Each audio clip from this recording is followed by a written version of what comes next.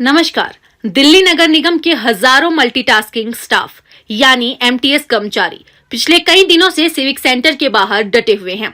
29 सितंबर से जारी ये हड़ताल अब नगर निगम प्रशासन की लापरवाही के खिलाफ एक बड़ा जन आंदोलन बनती जा रही है।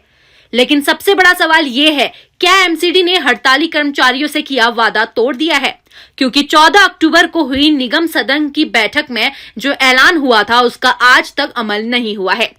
दरअसल 14 अक्टूबर को महापौर ने निगम सदन में घोषणा की थी कि एमटीएस कर्मचारियों की सभी मांगों की जांच और समाधान के लिए 9 सदस्यीय कमेटी गठित की जाएगी।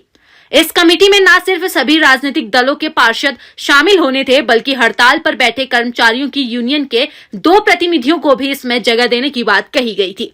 महापौर ने कहा था कमेटी 24 घंटे के अंदर रिपोर्ट देगी, यानी 15 अक्टूबर की शाम तक एमसीडी के पास कोई ठोस फैसला होना चाहिए था। लेकिन 50 घंटे बीत जाने के बाद भी ना तो कमेटी बनी और ना ही कोई रिपोर्ट आई। महापौर का ऐलान अब बस एक राजनीतिक बयान बनकर रह गया है।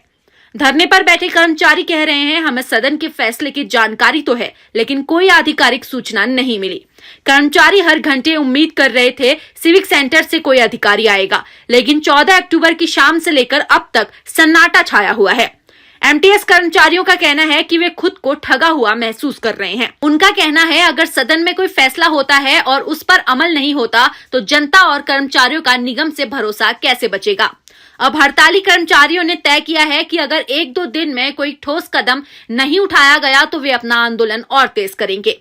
कर्मचारियों के समान काम के लिए समान वेतन, स्थायी नियुक्ति और नौकरी की सुरक्षा, मेडिकल लीव और अनुकंपा नियुक्ति का अधिकार, वर्षों से लंबित एरियर और भत्तों का भुगतान की मांग है। एमटीएस यूनियन का कहना है कि ये मांगे नई नहीं है, बल्कि पिछले कई वर्षों से निगम प्रशासन से वादे किए जाते रहे हैं, लेकिन अमल कभी नहीं हुआ। सबसे अहम बात, एमसीडी प्रशासन या महापौर कार्यालय की ओर से अब तक कोई आधिकारिक बयान नहीं आया है कि कमेटी का गठन क्यों नहीं हुआ। क्या कमेटी के नामों पर सहमति नहीं बन सकी, या फिर यह मामला राजनीतिक खींचतान में अटक गया है? इन सवालों के जवाब सिर्फ एमसीडी ही दे सकती है, लेकिन फिलहाल उसकी तरफ से पूर्ण चुप्पी है। इस हड़ताल का असर अब सड़कों पर दिखने लगा है। दिल्ली के नागरिक अब सवाल पूछ रहे हैं, अगर एमसीडी अपने कर्मचारियों से किए वादे पूरे नहीं कर पा रही है तो जनता से वादे कैसे निभाएगी? सवाल साफ है, क्या एमसीडी अपने ही सदन में किए फैसले को भूल गई है? क्या ये प्रशासनिक लापरवाही नहीं बल्कि विश्वासघात है? कर्मचारी अब कहते हैं, अगर सुनवाई नहीं हुई तो हम आवाज और बुलंद करेंगे। आने वाले 24 घंटे एमसीडी के लिए अहम है। या तो कमेटी बने और बातचीत शुरू हो, वरना सिविक सेंटर का ये धरना राजधानी के लिए बड़ी चुनौती बन सकता है। अगर आप भी दिल्ली एमसीडी कर्मचारियों के इस संघर्ष को समझना चाहते हैं तो चैनल को सब्सक्राइब करें, वीडियो को लाइक करें और कमेंट में बताएं, क्या एमसीडी ने कर्मचारियों से वादा तोड़ा है? देखिए, हम लोग एमटीएस कर्मचारी हैं दिल्ली नगर निगम के, और अपनी मांगों को लेकर लगातार प्रदर्शन कर रहे हैं। हमें लगातार 18 दिन हो गए हैं और हमारी मेयर साहब से भी कल कई बार बात भी हुई थी, और कल जो हमारा हाउस लगा था एमसीडी का, तो उसमें इस जो समस्याएं आ रही है कर्मचारियों को, उसके लेके मेयर साहब ने 9 सदस्यों की एक मीटिंग वो बनाई है समिति, जिसमें 4 भाजपा के होंगे और 2 अधिकारी होंगे, 2 एक कांग्रेस से होंगे और एक आम आदमी से, और 2 हमारे एमटीएस सदस्य होंगे। उसकी कमेटी बनाई है जिसमें बताया गया था कि 24 से 48 घंटों में भी इनकी समस्याओं को हल कर दिया जाएगा। वो 48 घंटे भी आज 3 बजे तक पूरे हो जाएंगे, लेकिन अभी तक ऊपर से हमारे लिए किसी प्रकार का कोई बुलावा या भी कोई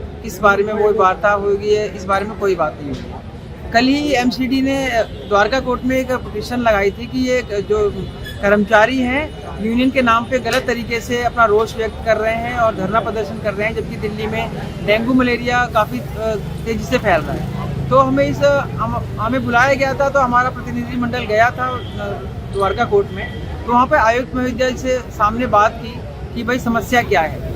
तो हमने अपना पक्ष रखा, अधिकारी लोगों ने अपना पक्ष रखा, तो वहाँ पर आयुक्त महोदय ने यही बोला कि ये कर्मचारियों की मांग अपने आप में बिल्कुल सही है, क्योंकि जब आप लोगों ने इनको एमटीएस बना दिया गया तो जिस प्रकार से इनका वेरिएबल डीए और 216 लोगों को दे रहे हैं, तो इनको देने में क्या दिक्कत है? और क्योंकि ये लोग काफ़ी महत्वपूर्ण काम करते हैं, काफ़ी जोखिम भरा काम करते हैं, छतों पर जाते हैं, और अगर ये मेडिकल लीव की मांग कर रहे हैं अपने स्वास्थ्य को लेकर, अपने गंभीर चोट ना लग जाए किसी प्रकार को लेकर, अपनी छुट्टियों की मांग को लेकर अपनी मांगे रख रहे हैं, तो ये भी गलत नहीं है। दुर्भाग्यपूर्ण तरीके से कर्मचारी की मौत हो जाती है, तो अगर वो उसके परिवार उसका सुचारू रूप से चलता रहे, उसके लिए परिवारजन में एक सदस्य को नौकरी की मांग कर रहे हैं, तो वो भी क्या गलत है। तो इस विषय में उनके पास, अधिकारियों के पास नगर निगम के किसी प्रकार का कोई जवाब नहीं था। तो वहाँ की आयुक्त महोदया जो श्रम मंत्रालय से हैं, जहाँ से बुलाया गया था, तो उन्होंने बोला कि इन लोगों की मांग जायज़ है और अगले 4 से 5 दिन का उन्होंने फिर टाइम दिया है कि आप कमिश्नर साहब को यहाँ पर लेके आइए, जो यहाँ पर बता सके कि वो कब तक इस समस्या का हल कर सकते हैं। ये ज़रूरी है, कर्मचारियों की मांग बिल्कुल जायज़ है और आगे देखते हैं क्या होता है। हमारा धरना प्रदर्शन जारी रहेगा। धन्यवाद।